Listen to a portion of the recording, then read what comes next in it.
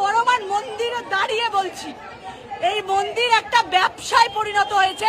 ধর্ম হোক যার যার, বড়মা সবার, এটা একটা বেকার স্লোগান। মন্দিরে নাকি ভগবান থাকে অথবা সৃষ্টিকর্তা থাকে, আর এজন্য হিন্দুরা মন্দিরে যায় পূজা করতে। কিন্তু এই মন্দিরে যখন হিন্দুরা পূজা করতে যায় তখন সেখানে একটা অদৃশ্য দেওয়াল থাকে, যে দেওয়ালের মধ্যে বিভেদ তৈরি হয় ধনী এবং গরিবের। এই ভিডিওটাই তার প্রমাণ। সেলিব্রিটিদের ব্যাপার আলাদা, সাধারণ মানুষের জন্য এগুলো অ্যালাউড নয়। এখানে সমস্ত পুরোটাই নাটক, একটা ব্যবসা রীতিমতো বিজনেস খুলে বসেছে। তুমি লিখে রেখেছো কেন বড়মা সবার? হ্যাঁ, লিখে দিই বড়মা সেলিব্রিটিদের জন্য মা যতটা, আমাদের জন্য মা ততটা। বলছে না, আগে সেলিব্রিটি হয়ে আসবেন পুজো দিতে, তারপর সেরকম ট্রিটমেন্ট আশা করবেন। ধনী হিন্দুরা যখন পূজা করতে যায় তখন তাদের জন্য একরকম নিয়ম, আর যখন গরিবরা যায় তখন তাদের জন্য আরেক রকম নিয়ম।